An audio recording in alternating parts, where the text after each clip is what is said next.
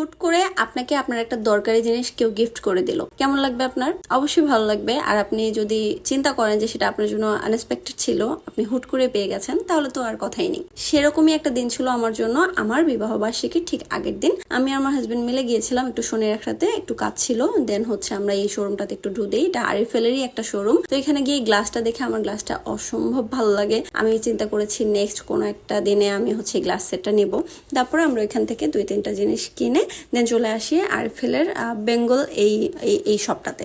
তো এখানে এসে হচ্ছে লাল র্যাকটা দেখে আমার জামাই আমাকে বলতেছিল যে তুমি কি এটা নিবা। তা আমি আসলে মজাই ভেবেছি, আমিও মজা করে বললাম যে হ্যাঁ নিয়ে দাও, নিয়ে দিলে আবার কেনা নেই। দেন ও সত্যি সত্যি সবচেয়ে বড় যে একটা ছিল সেটাই আমাকে কিনে দেয়। সত্যি বলতে এটা আমার এত বেশি দরকার ছিল যেটা কিনা আমি নিজেও হয়তো জানতাম না যে আমার এটা এত বেশি দরকার। ও যখন আমাকে কিনে দিছে তখন আমার মনে হয়েছে জিনিসটা তো আসলে আমার অনেক বেশি দরকার ছিল। তো সত্যি কথা বলতে দরকারি জিনিস গিফট পেলে প্রত্যেকটা মেয়ে খুশি হয়ে যাবে, স্বাভাবিক। বিবাহ বার্ষিকীর ঠিক আগের দিন এটা ছিল আমার জন্য স্পেশাল একটা গিফট। দেন আমি আসলে খুশির ঠেলায় আমি ওকে হচ্ছে খিচুড়ি রান্না করে খাওয়াই। আমার অনেক বেশি আনন্দ লাগছিল। বিবাহ বার্ষিকীর আগের দিন ও আমাকে এত দরকারি একটা জিনিস গিফট করেছে। তো তারপর আমি চিন্তা করলাম ওকে আমি একটু ওর পছন্দের ভুনা খিচুড়ি করে খাওয়াই। তো আমি চিকেন দিয়ে ভুনা খিচুড়ি করেছিলাম। দেন আমার হাতেরই বানানো একটা আচার ছিল, পেঁয়াজ মরিচের ভর্তা ছিল, আর সাথে কাঁচামরিচ। কেমন লাগলো আমার ছোট্ট এই ভিডিওটা অবশ্যই জানাবেন। ভালো থাকবেন। আল্লাহ হাফেজ।